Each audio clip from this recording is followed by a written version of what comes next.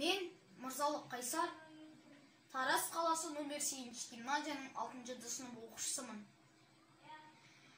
9 мамыр күніне арналған өлең Фариза Оңғарсынованың әке туралы ой өлеңі. Бесікте жаттым уілдеп, сол бір сапыл соғыс күндерде. Қан кешіп біздің әкелер, сонау батыста жырақ жүргенде.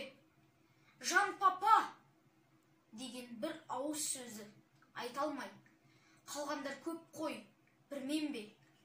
Жиырмада қыздар шайқалған гүлдей көз тартып бейне жанасың. Сол 20 жаста құшақтап мені қалыпты жалғыз анашым. Тұңғышым деген мына мен шіркін, кенжесі де болып қалыппын. Жаза алмай жүрек жарасын, үмітпен әр кез алданушы едім. Келер деп менің папам да. Балалық жүрек сезбеді оның кеткенін мәңгі сапарға. Өсірді мені сол ана, гүлдей мәпелеп. Ер жеттім, тұрдым қатарда. Бақытты балғын сәбилер бүгін жетелеп жүрсе әкесін, қызыға қарап, күрсіне қарап, жанына үнсіз өтесің.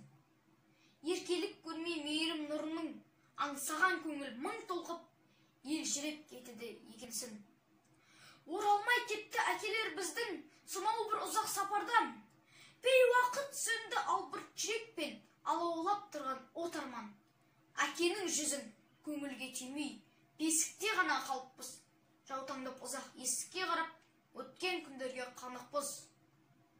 Жұмыстан апам келетін дайым, жанарынан нұр тұндырып, сәби жанына дақ салмау үшін әдейі екен ол бұл құл. Жеңіспен папам оралар ертең, дейтін ол бізді қуантып. Үмітсіз үнсіз жүруден достар, күту деген мың артық. Жеттік-ау бір күн жеңіске бізде, тойлады бүкіл халқымыз.